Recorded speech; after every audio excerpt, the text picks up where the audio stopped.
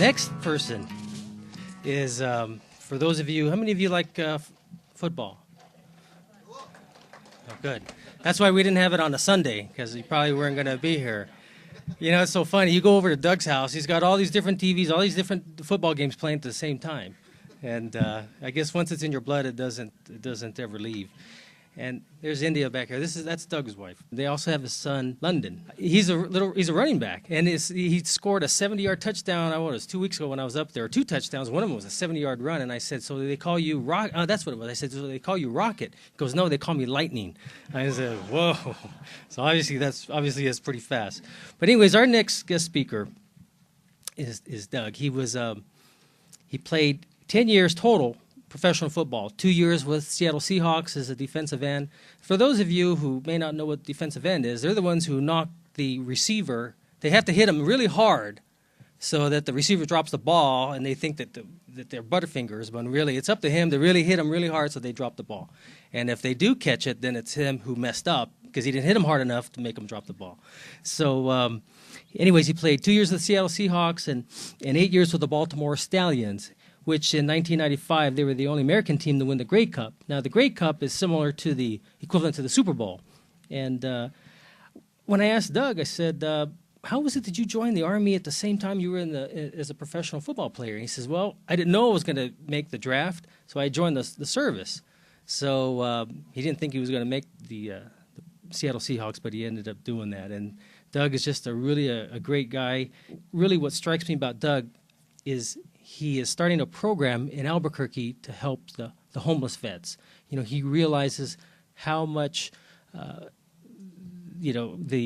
much the veterans have done for us as himself, and what this great country is and what it means to us. And this is his way of giving back. And so our next speaker, Mr. Doug Kraft.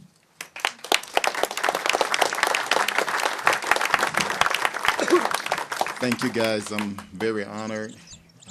Very grateful to be here. I would like to say thank you. I would like to say thank you to my wife.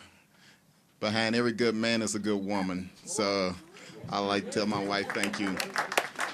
And also, thank you guys as veterans. I'm also a service-disabled veteran.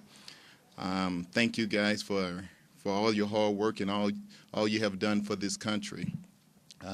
It's one of the reasons that I was able to play professional football and serve this country at the same time, because of you guys, what you guys have done for us, for this country.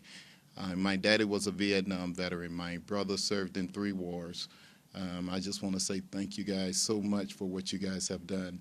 I also would like to thank Cabinet Secretary John Garcia in Santa Fe and Deputy Secretary Joe Thurgood. What they have done for veterans is so great. For a small business, they set aside 3% for all service-disabled veterans, and they have done wonders for my company. And I also want to say thank you to them also for doing that for us as veterans, because it's so difficult to be in business and compete, and not to set something aside for the service-disabled veterans is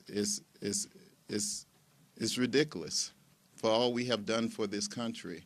And we are growing as far as what they are doing for these veterans and for me. And I also would like to thank Ken Miyagishima for what he have done today.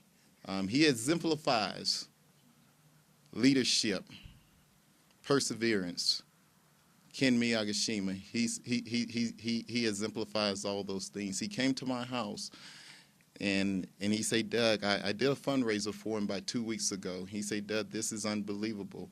The first time that I met Ken, he reminded me of someone so near to me, and that's my father.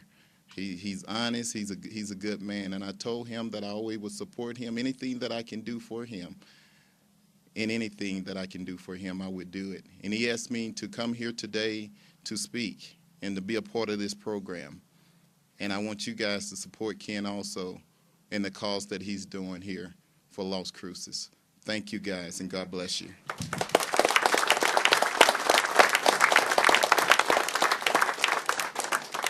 Thanks, Doug. If you'd please stand for the retiring of the colors, please.